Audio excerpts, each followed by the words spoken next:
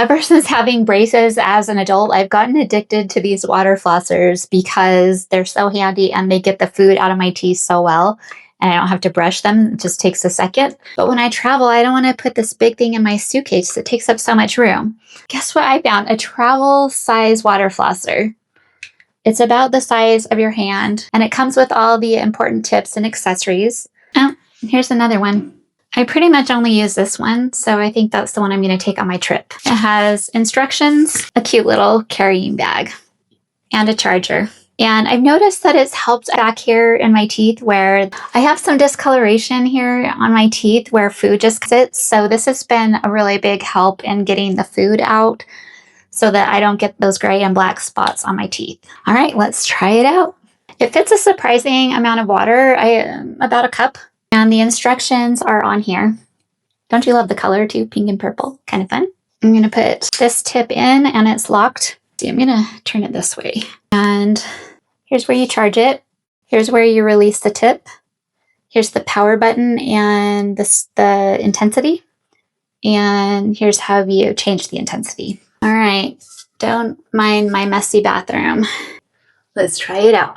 I have it on setting 4 because setting 1, 2, and 3 were pretty light. There you go. As you can see, it got a lot of stuff out of my teeth. So that stuff you saw in the sink is stuff that's not going to cause me tooth decay, which I really love. I have a little bit of a complex about having food in my teeth, so this helps me to get all the pieces in between my teeth so that I don't smile at someone and have a big green piece of lettuce right here. I'm going to show you what each of the attachments do because I don't even really know myself. I only use this one. And so let's see what they do. Okay, I've got it on setting 4, but I'm going to move it down to setting 3 because I don't know what's going to happen here.